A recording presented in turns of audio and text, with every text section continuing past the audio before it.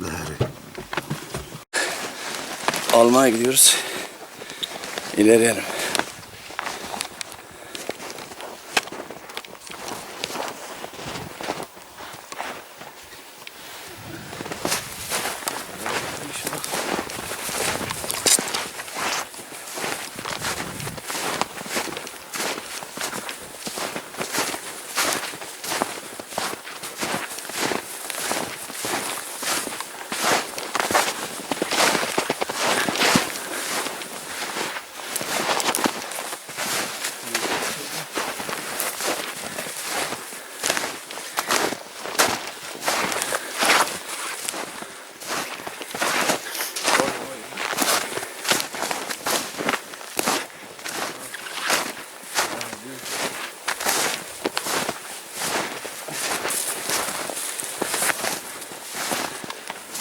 Maşallah karşı varmış.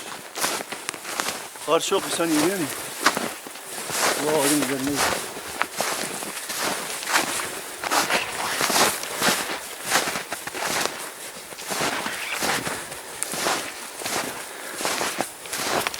Yolun üzerineydi, vurdum. Aşağı düştü. Burada bu tarafta.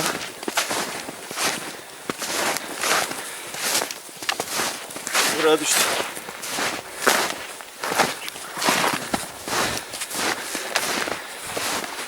Bu şekilde güzel bir orman tavuğu maşallah. Şu şekildedir onun.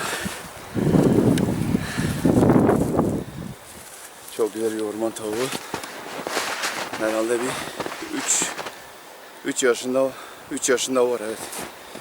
3 yaşında var. Çok da güzel bir orman tavuğu. Şu şekilde duruyor, göğsünden yiyin. Bu şekil.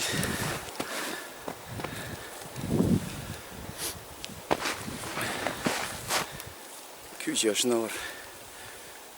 Bildiğimiz orman tavuğu bu.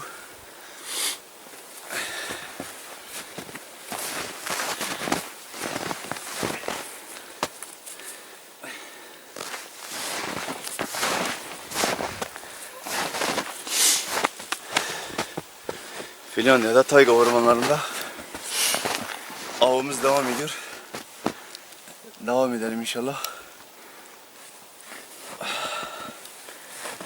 Rastgele yiyelim tekrar.